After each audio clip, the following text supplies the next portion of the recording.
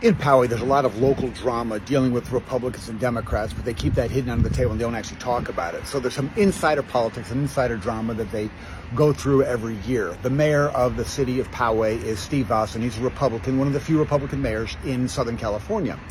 And he got into that office, became mayor after he served on the city council. But he got on the city council because a Democrat, Betty Rexford, she was on the city council, and she used her power being on council to prevent her neighbors from doing additions and new houses on their property that were right next door to her.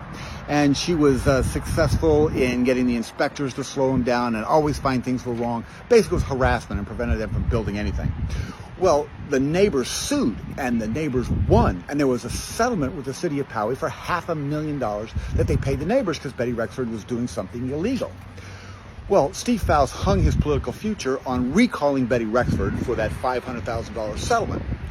And it worked. She got recalled, an election was held, Steve Vaus got on the city council, and then after he was on the city council for a term or two, he became mayor. And it's really a Republican-Democrat thing, but nobody ever talks about that. So I only bring that up so you understand how that goes. Well, the disaffected minority, all the Democrats in town, are constantly whining about Steve Vaus, and they blame him on construction projects that fail. They blame him on water problems. They blame him for everything. And you can read this on the Facebook pages, and it's just hilarious to read because they're wrong every single time. But they use whatever negative thing happens in town as a Democrat talking point, and so they try to get their people in office. In fact, the last election in 2020, they put up a bunch of no-growth candidates. No-growth, I think Betty Rexford was a no-growth candidate. She didn't want her neighbors to grow. So they put up a bunch of no-growth candidates, Hiram Soto and Delta Burke, I don't know who it was, and another person, and all Democrats. And they ran against Republicans. Basically, these were open seats. And in Poway, all the Republicans won again. Basically, the people who are pro-growth and pro-development won, and the people who are anti-growth and anti-development lost.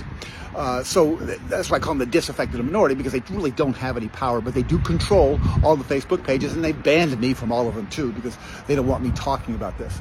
Well, every chance they get, they talk about the fire in 2003 that Betty Rexford got a fire truck to plant in front of her house.